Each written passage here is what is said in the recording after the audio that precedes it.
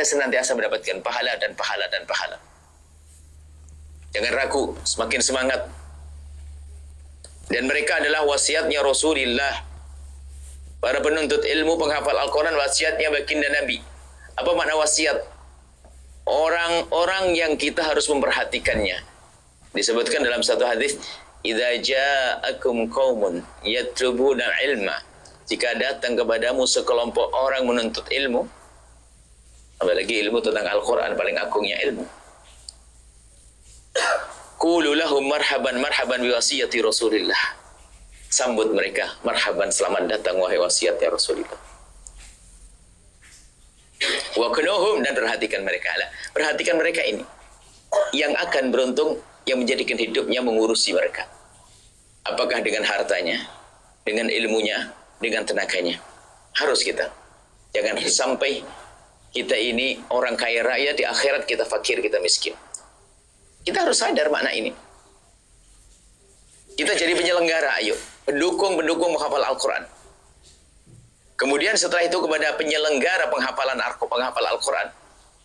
Kami himbau, jangan sampai mereka berhenti sampai di situ. Sebab banyak orang belajar Al-Quran hanya sampai di situ. Seperti yang dikatakan oleh Syekh Mutawalli Sya'rawi. Beliau berkata begini, "Umirna bitadabburil Qur'ani wa qad takaffalallahu bihifdhihi. Walakinnana inzaghalna bihifdhihi wa tarakna tadabburahu." Kita ini diperintah oleh Allah untuk merenungi, memahami Al-Quran. Adapun yang menjaga Al-Quran adalah Allah. Inna nahnu nazzalna dzikra wa inna lahu lahafidz. Yang menjaga Al-Quran Allah. Walakinnana inzaghalna bihifdhihi. Tapi dari kita lebih banyak sibuk menghafal Al-Quran, kemudian kita lupa untuk memahaminya. Memahami Al-Quran istimewa, tapi jangan berhenti sampai di situ. Lanjutkan.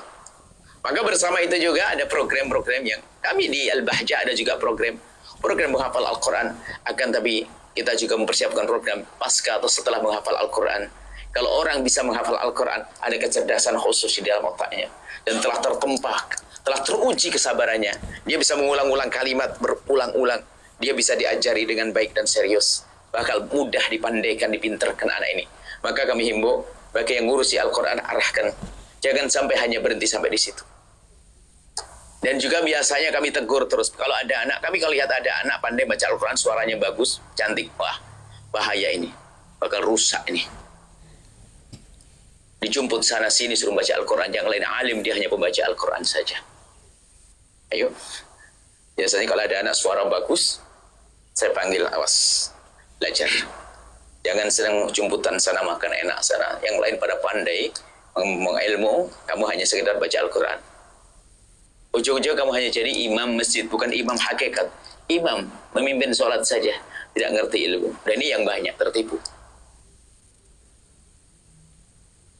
Ini para masyayikh, para ustadz-ustadz Malaysia cerdas. Waktu kami datang beberapa waktu yang lalu, waktu di daerah Terengganu, sepanjang perjalanan kami masuk pesantren tahfidz. Kami cerita, kami buat pesantren di Malaysia, di Terengganu. Apa kata mereka? Buya Yahya, jangan buat pesantren tahfidzul Quran. Kenapa? Saya akan jadikan asas. Jangan, Buya. Kenapa? Di Malaysia sudah banyak pesantren menghafal Quran. Buya buat setelah menghafal Al-Quran. Oh, kirain saya dilarang buat pondok.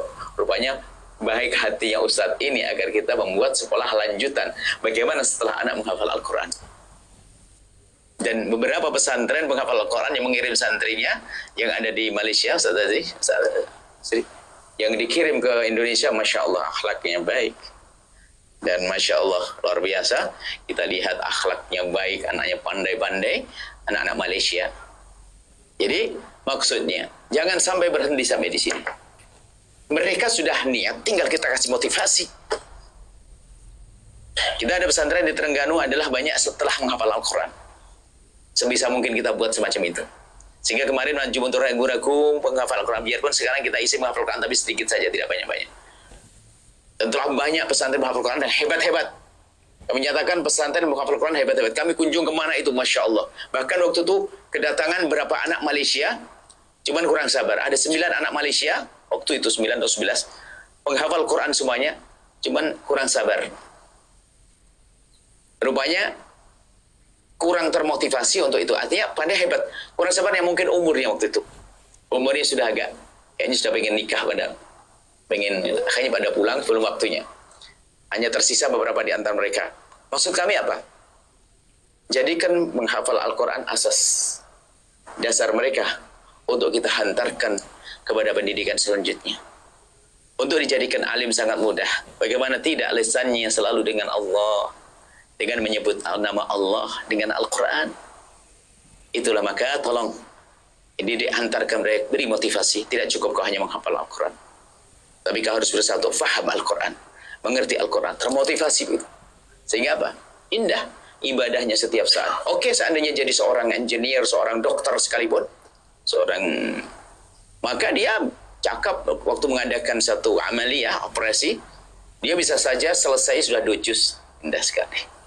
Mungkin seorang engineer dia ngerjakan satu proyek apa gitu, atau dia bisa menyelesaikan 3 juz. Kita pengennya anak kita tuh seperti itu.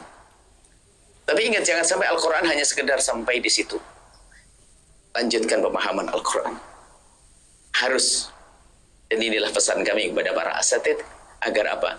Agar Anda yang sudah mendapatkan pahala gede, bisa mendapatkan lebih gede lagi.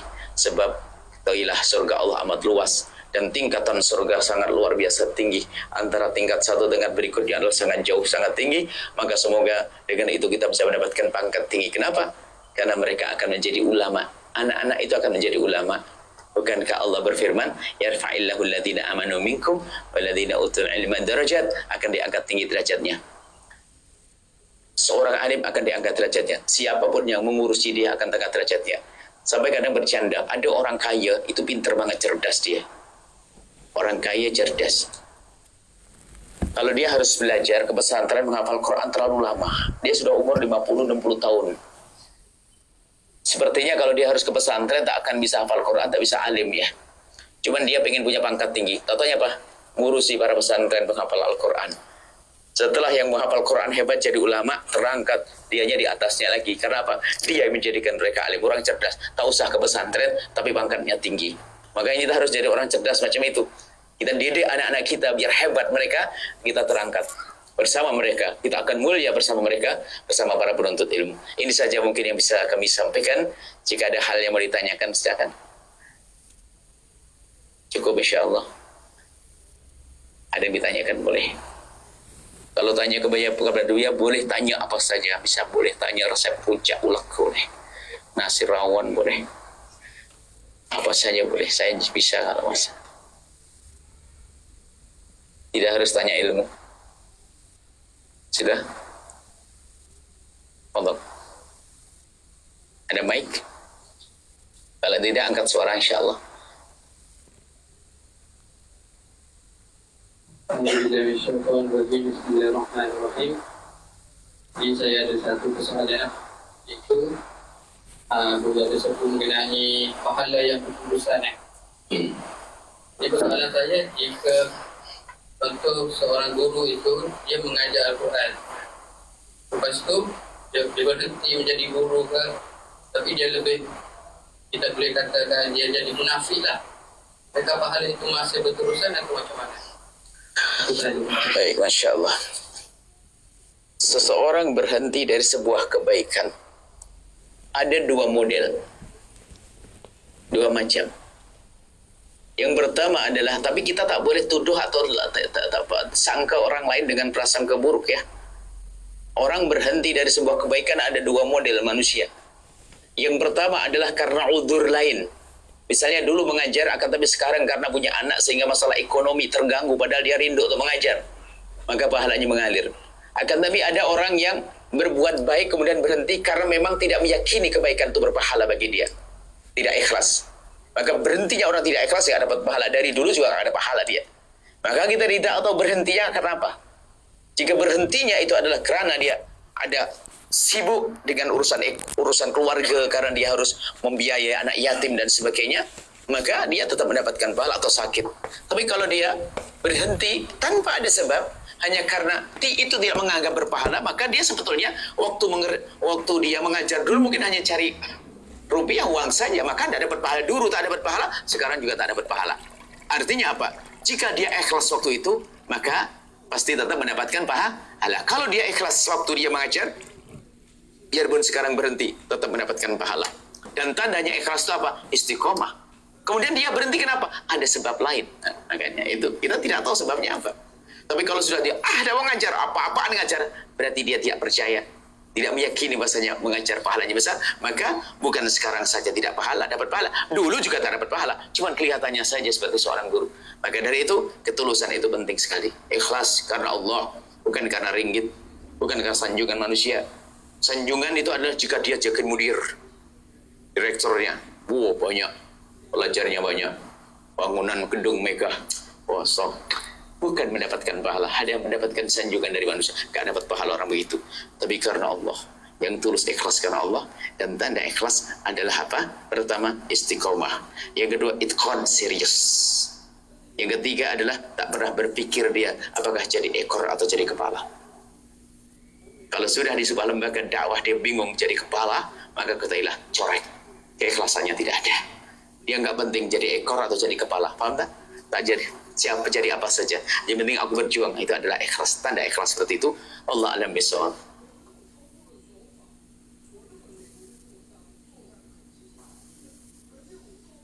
Cukup bil barakah. Ya wes. Saya. Siapa itu? Ayo. Salahnya bagaimana persediaan surat ayat kesabarannya dugaannya ya ada yang juga yang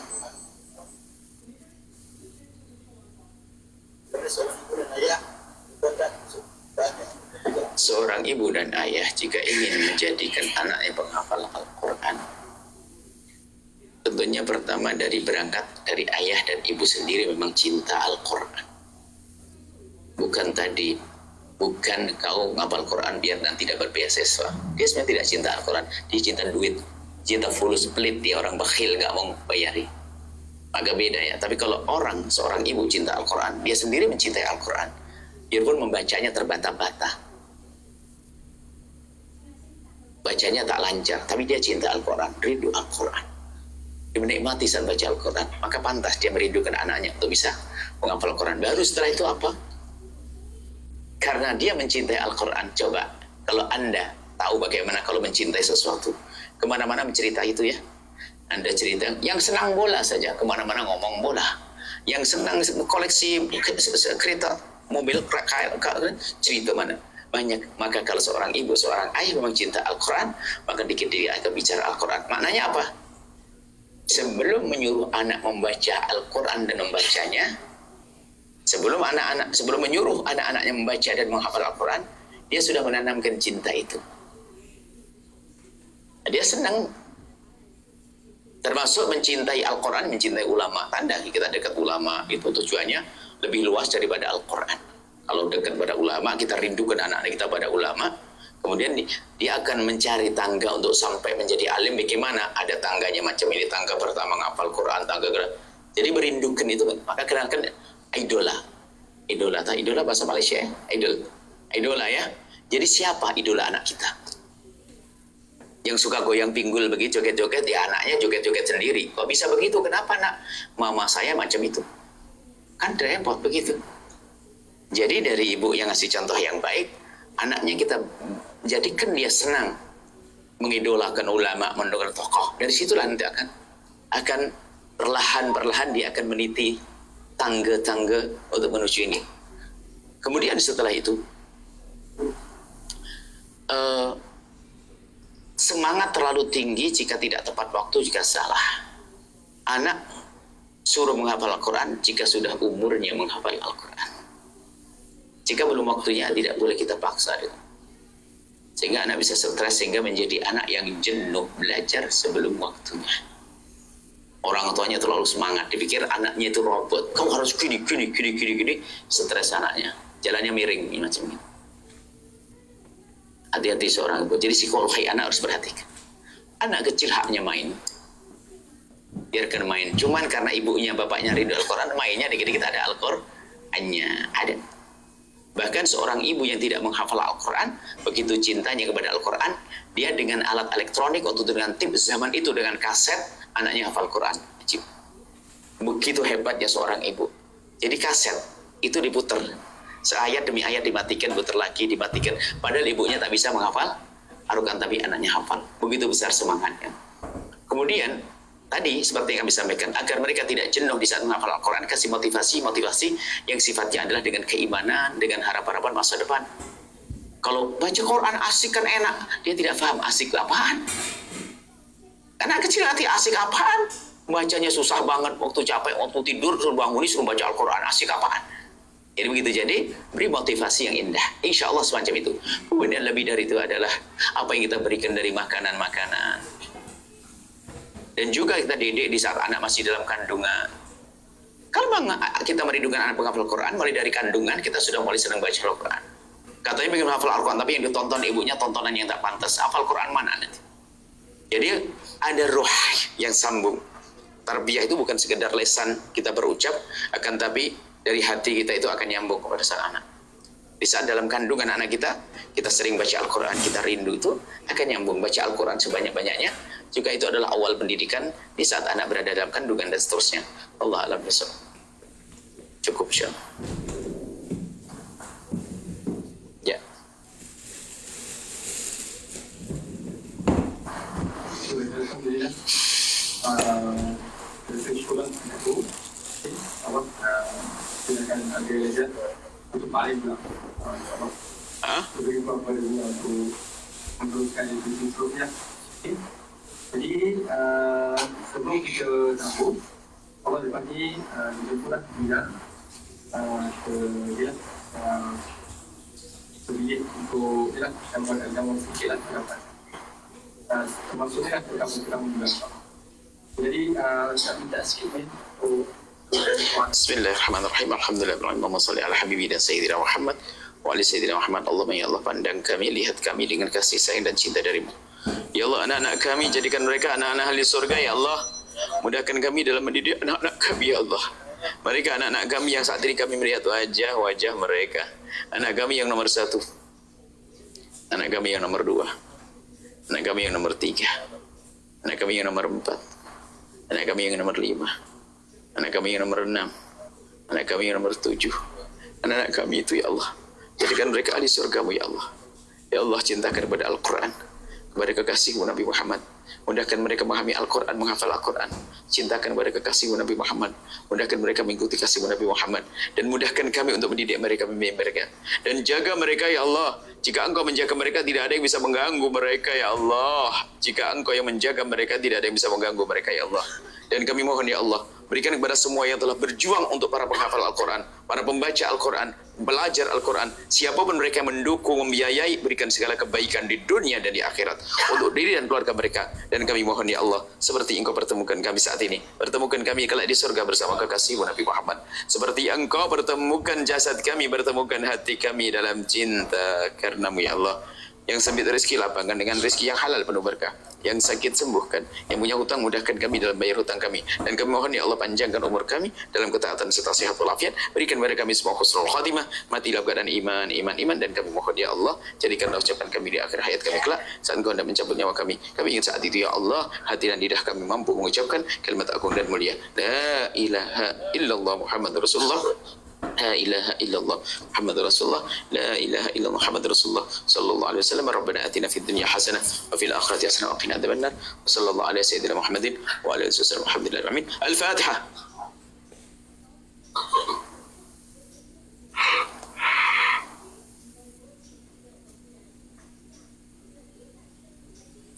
Makasih, mohon maaf dan makasih. Assalamualaikum warahmatullahi wabarakatuh.